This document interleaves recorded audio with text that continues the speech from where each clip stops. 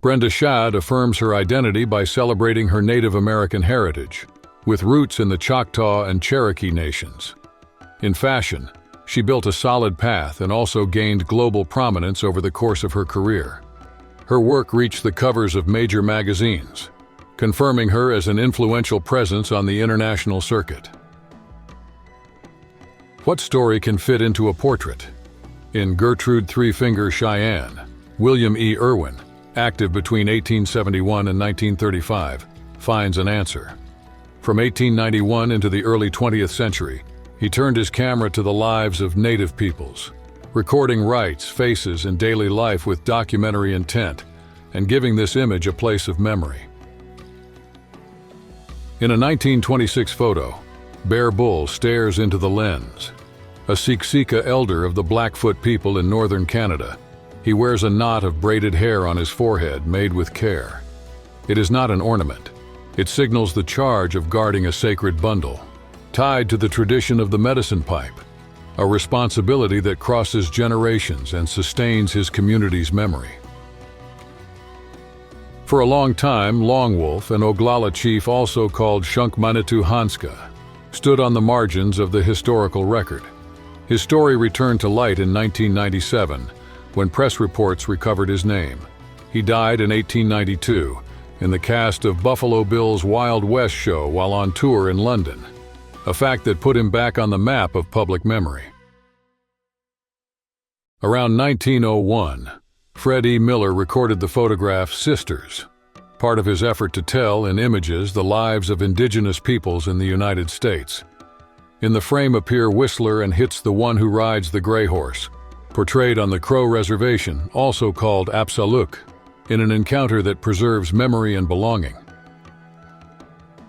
At the beginning of the 20th century, Iron White Man joined the famed Buffalo Bill's Wild West show, then one of the most sought-after traveling troupes. His entry there placed him on a stage where spectacle, cultural demonstration, and theatrical creation intersected. Among acts and parades, his presence helped shape how the public saw the West and indigenous peoples. Beneath our feet there is more than earth. There is memory. The soil, by its very nature, is a sacred place. In every particle vibrates the life of those who walked before, like a thread that links times and people. When we touch it, we touch stories we do not see but feel, echoing the teaching of Chief Plenty Coups of the Crow Nation, and the duty to care for what we have inherited. Native peoples knew that the health of dogs depended on avoiding inbreeding, so they formed alliances and made exchanges. They brought in dogs from other tribes, renewed the bloodlines, and kept their packs in good condition. This practice, repeated over time, explains the variety of types described and illustrated in history books. As soon as he arrived at Fort Keogh in eastern Montana, the photographer Huffman produced one of his first works, Sioux Urchins, Boy and Girl. Made in 1880, the studio image presents two children, likely siblings, of the Sioux people. The record marks the beginning of his path in the new setting and preserves a brief but expressive encounter. In 1953, at the height of her career, Marilyn Monroe visited Vancouver, Canada. There, she met Chief Joe Mathias, a leader of the Capilano Band. The meeting, brief and symbolic, brought together the Hollywood star and an indigenous voice, creating a public gesture of respect and dialogue that remained in the city's cultural memory and signaled a rapprochement between traditions. In the 1880s, Singtig Leska, Chief Spotted Tail, led the Brule Lakota. His voice sought to reconcile tradition and survival in the face of pressure from the United States. Respected by elders and youth, he negotiated, protected, and guided the people in difficult decisions, marking a decisive chapter in indigenous history on the Great Plains. In 1901, a portrait made on the Fort Hall Reservation in Pocatello, Idaho, records a northern Shoshone family, a people native to that land. Today, when we revisit the image, we see an everyday life held in suspension. Faces, gestures, and silences that reveal the belonging and memory of a community that lived on the reservation, bringing times, people, and stories closer together. Descended from a distinct lineage of the Shoshone, the Comanche began at the start of the 18th century, a long migration. They left the Rocky Mountains, crossed valleys and rivers, and upon reaching the Great Plains, reinvented their way of life. Their new homeland propelled them. They became a point of reference among the peoples who inhabited the vast plains of present-day Texas. Every image holds a narrative. In this photograph appears a Northern Cheyenne woman, portrayed in the late 1920s or later. She leans on a cane and wears a scarf with intricate patterns. In silence, her steady gaze seems to cross time, as if gathering memories of nights around the fire and offering them to whoever looks at her. In the early 20th century, a photograph recorded a woman of the Oglala Nation. More than a portrait, it opens a window onto life on the Great Plains and the ways of this indigenous community. By fixing an instant, the record preserves this person's presence and the context in which she lived, connecting past and memory. The captured gaze suggests stories. Originating in the Great Basin in the western United States, the Shoshone are an indigenous people who, over time, expanded their territories. First, they moved north, then they advanced eastward, occupying areas that today correspond to Idaho and Wyoming. This expansion shaped routes, encounters, and ways of life, leaving lasting marks on the region. At a train station around 1930, a photograph records an indigenous woman with her child beside her. The simple framing reveals a moment of routine, the waiting, the movement of the tracks, the care between the two. There are no names, exact origin, or destination. Even so, the scene preserves their presence and suggests the life they followed away from the camera. Chief Dan George led the Tsleil-Waututh Nation in British Columbia, Canada, from 1951 to 1963. Beyond his leadership, he wrote books and poems. When it seemed he had closed chapters, he opened another. At 60, he debuted as an actor, beginning an artistic path that amplified his voice and connected audiences to his people's culture. His legacy crossed borders. In Northern California, Lucy Thompson emerged as a central voice of the Yurok. A tribal chief, she was the first to transform oral memory into written record, preserving the group's history, culture, and identity. Raised in traditions, she learned English and connected worlds, ensuring that this knowledge would reach new generations beyond the villages. Born in Eufaula, Oklahoma, Tsianina, Red Feather Blackstone united stage and cause. A singer, performer, and voice of the Muskogee Nation, she turned performances into a bridge with her community and with broader audiences. Throughout her path, her engagement spurred recognition and opened pathways in Native history and culture. Her legacy continues to inspire new generations. The Bannock, a Great Basin people, have lived for centuries in southeastern Oregon and southern Idaho. Over generations, they crossed routes, fished, and hunted, passing down techniques and stories. Each season, they adapted their ways of life to the demanding climate. From this coexistence was born a firm bond with the landscape, the basis of the culture that sustains them. Who was Awe Ayu? Known as Pretty Flower, this Seneca woman lived in 1908 and leads us to the history of her people, speakers of an Iroquoian language. The Seneca historically occupied the region south of Lake Ontario, one of the 5 Great Lakes of North America, a setting that anchors the memory evoked by her name. Her path connects territory and identity. This image portrays an Arapaho man, photographed in 1872. The Arapaho are an indigenous people with a broad trajectory, present in the territory of the United States. Over generations, they preserved practices, beliefs, and alliances that helped shape the variety of indigenous cultures in North America.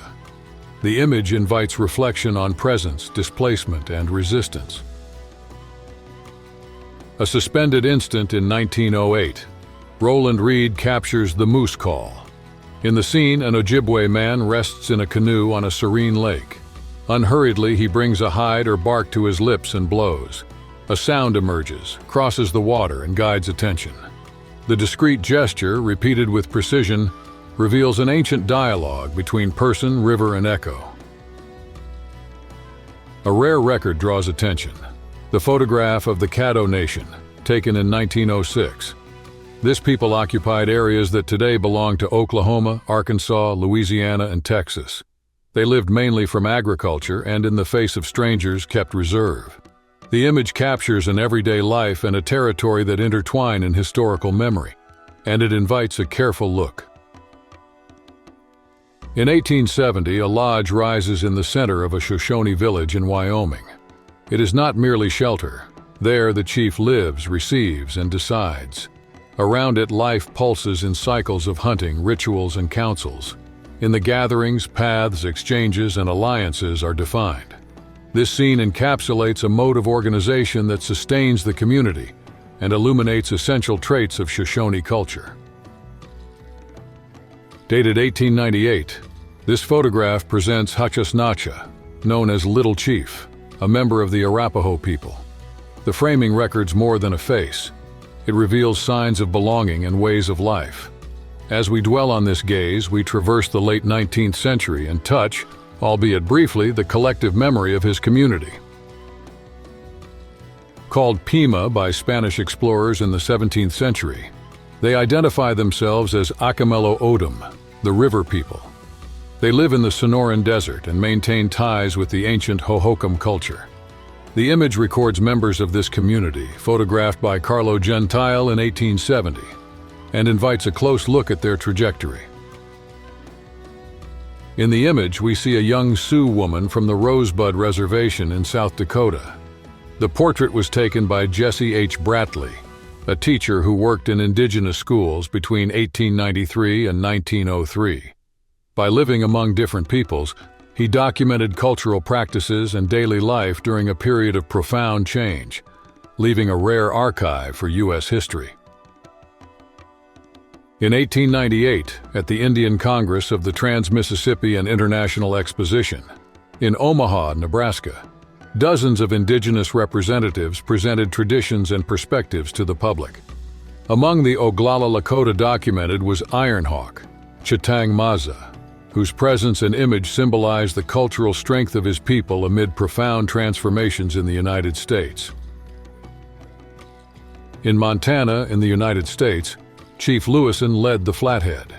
In 1908, N.A. Forsyth photographed him, creating a record that speaks for itself. It portrays the man and his bond with his people. Through underwood and underwood, the shot preserved more than a face. It kept a fragment of collective memory that spans generations and keeps alive the narrative of a people. At the end of the 19th century, Louisiana, Huffman sought to record scenes that said more than the image itself.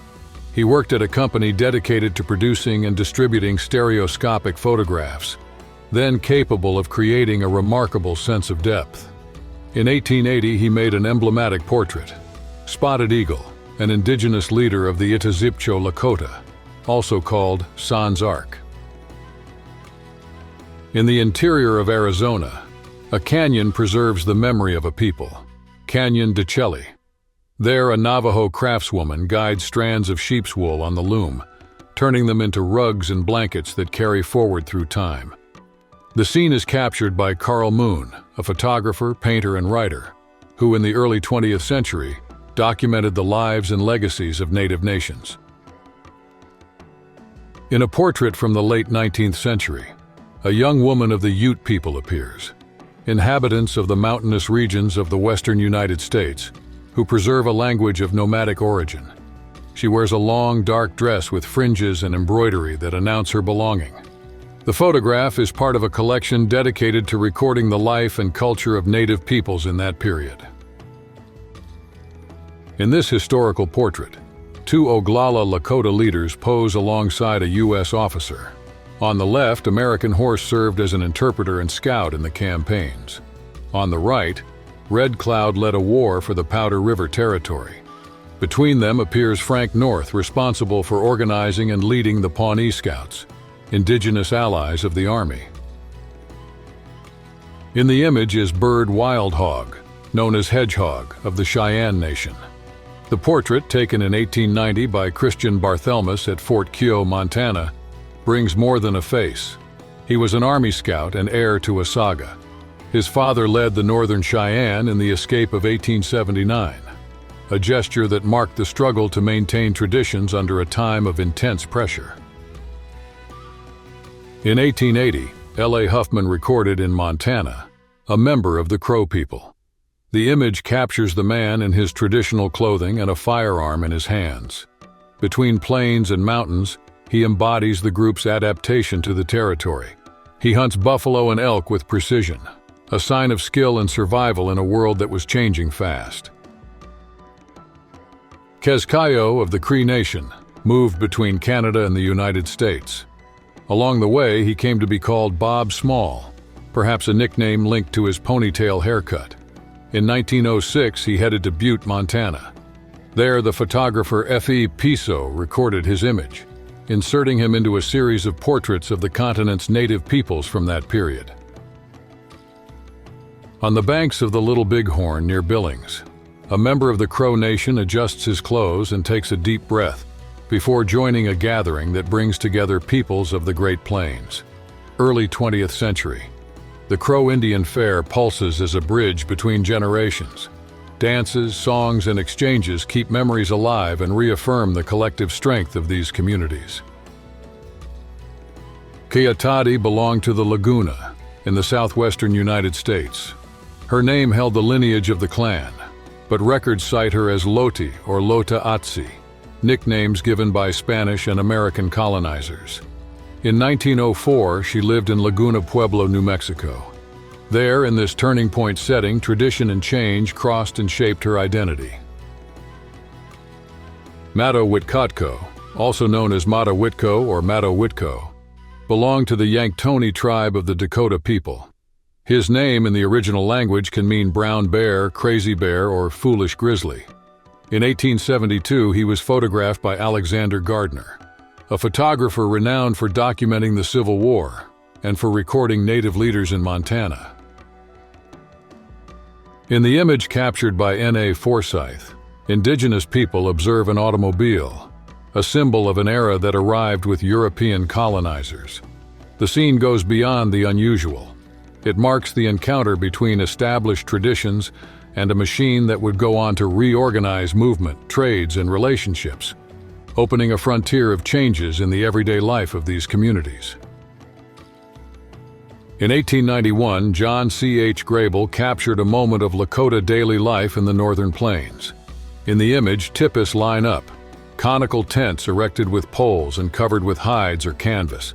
Light and practical, they were set up and taken down quickly, allowing people to follow the seasons and the route of the hunt, keeping the community in motion. Around 1920, the image shows a Kiowa woman, a people of the Great Plains in the United States. She wears a hide outfit, a beaded necklace, an embroidered belt, and a headscarf.